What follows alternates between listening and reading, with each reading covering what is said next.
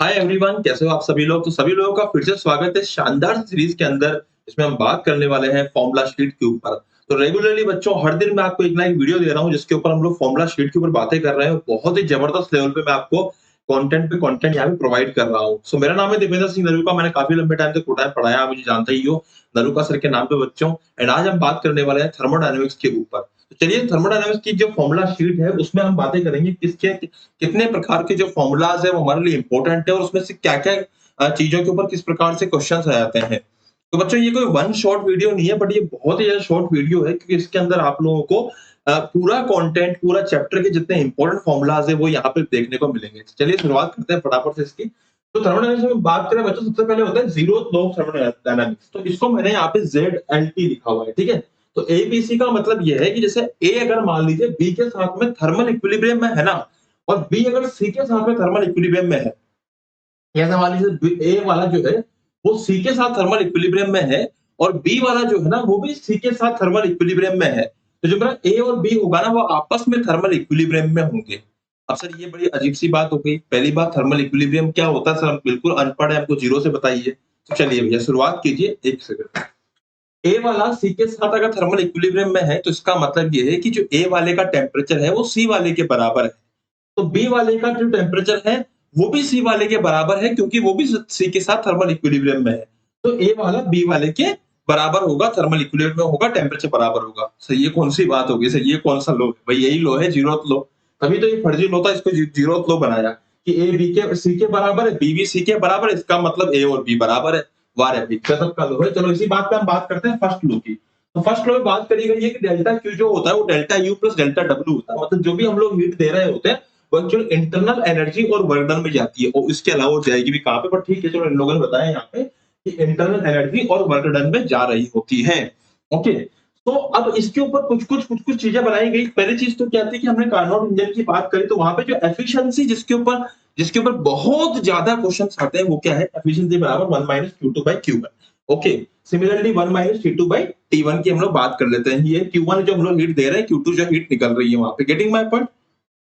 अगर आप बात करें बच्चों आइसोबारिक की, तो यहाँ पे भी दोबारा वही सब चीजें आती है जो प्रोसेस हमने पहले पढ़े हुए हैं, केटीजी में कल पढ़े थे। तो आइसोबारिक में पी कांस्टेंट होता है, पी प्रोपोर्शनल टू टेम्परेचर होता है। आइसोकोरिक में वॉल्यूम कांस्टेंट होता है, पी प्रोपोर्शनल टू टेम्परेचर होता है। आइसोथर्मल में टी कांस्टेंट होता है और पीवी हमारा कांस्टेंट होता है। बच्चों इस तरह के चैप्टर्स को अगर आपको डिटेल में पढ़ना हो तो मुझे कमेंट बॉक्स में डालिए। मैं आप लोगों के लिए एक वन शॉट नाम की, मतलब वन शॉट तो ऑब्वियसली होगी, लेकिन एक क्रैश कोर्स लेके आना चाहता हूँ इसी यूट्यूब चैनल के ऊपर, ताकि आप लोगों को जल्दी जल्दी इंपॉर्टेंट टॉपिक्स का रिवीजन मिल, नॉट रिवीजन मतलब डिटेल में पढ़ने को मिल जाए। तो एक तरह से क्या चल रहा है, वेरी शॉर्ट रिवीजन, जहां पे आप सीख सकते हो बस कितने फॉर्मूलाज इंपॉर्टेंट है और कैसे कैसे इंपॉर्टेंट है। चलिए अगर हम बात करते हैं भैया, तो एक और नया प्रोसेस जो ऐड होता है वो है एडियाबैटिक प्रोसेस। तो यहाँ पे क्या है, पीवी की power gamma is equal to constant होता है।